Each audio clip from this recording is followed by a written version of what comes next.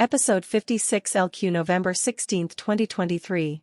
Don't try to block the sun like Mr. Burns, foil Burns with a PurpleAir PM2.5 monitor. Oil tycoon cartoon villain Mr. Burns attempted to block the sun in the fictional cartoon town of Springfield in May 1995, to prevent resident use of solar panels instead of polluting fossil fuel burning to heat homes in Springfield. 28 years later, in 2023, don't be like Mr. Burns. In 2023, if you are burning wood residentially indoors, you are, of course, adversely affecting the health and shortening the lives of your near neighbors. But wood smoke also blocks sunlight and makes solar panels less effective and efficient. If wood-burning stove vendors feel competitive with solar panel manufacturers and installers, this adverse effect on solar panel efficiency may be good news, but for those who want to use solar panels for home heating, that is bad news indeed. Adverse health effects, shorter lives and higher home heating bills because your solar panels won't work as efficiently under a cloud of indoor residential wood smoke from your neighbor, oh my. In the 1995 cartoon universe, Burns revealed to Smithers, his henchman, his grandest scheme, the construction of a giant disk that will permanently block out the sun in Springfield. Many in Springfield were enraged by Burns' plot, but it was only by the actions of a baby that Burns' scheme was foiled. But we cannot really rely on babies to save us in the real world, can we? Foil the Mr. Burns in your neighborhood by purchasing a PurpleAir PM2.5 monitor, downloading the data every 3 days, calculating the ambient, outdoor, PM2.5 is above safe levels over 3-day periods, to demonstrate scientifically that the air in your own yard, where the monitor is hanging, is above National Ambient Air Quality Standards, NOx, safe limits in micrograms per cubic meter, 12 annually, 25, the hoped for 24-hour standard in 2024, and 35 current 24-hour standard because of polluting emissions from nearby indoor residential wood burning. You won't be surprised that the resulting percentages are above Environmental Protection Agency safe limits, but you will have scientific proof of harmful pollution levels from the indoor residential wood burner in your neighborhood to take to your local health department when you complain, and which you can take to your locality to pass an ordinance against indoor residential wood burning. ROSEP view: wildfire smoke is the same as indoor residential wood smoke.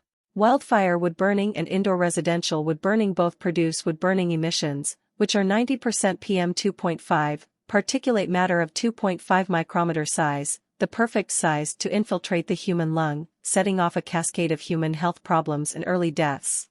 Wood burning produces more PM2.5 and CO2 than coal burning.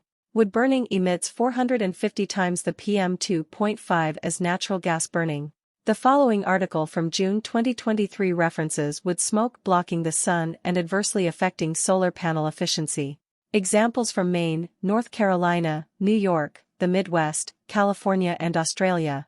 https://heatmap.news/economy/solar-power-has-a-wildfire-smoke-problem. Solar power has a wildfire smoke problem. Excerpts edited by ROSEP for brevity and clarity and relationship to residents against wood smoke emission particulates. June 2023. Here's another issue with the plume of smoke blotting out the sun. Wildfire smoke is choking renewable energy. Smoke billowing from Quebec down the east coast of the United States, in June 2023, isn't just endangering people's health, it's reducing solar power production by darkening the sky. New York and New England have aggressive targets for more solar installation in the coming years. Their grids could become more reliant on a form of generation that's at risk during wildfires.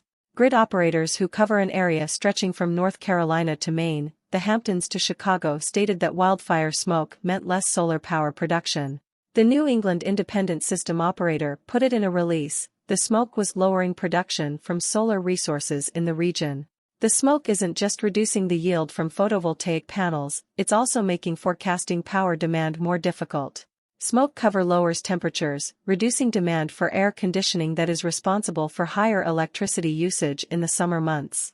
Forecasting demand for grid electricity is now more challenging in the Midwest. At a regional transmission organization that covers all or part of 13 states ranging from Northeast North Carolina to Chicago, the operator said smoky conditions throughout this week, in June 2023, have caused a reduction in visibility, reducing solar and keeping temperatures several degrees lower than usual. The most comparable event was the summer of 2021, when western wildfire smoke floated through the Midwest and East Coast.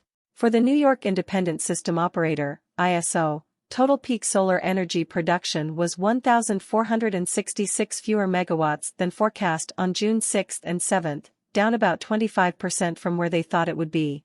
Those 1,466 megawatts would be enough to power around 250,000 homes, according to the Solar Energies Industries Association.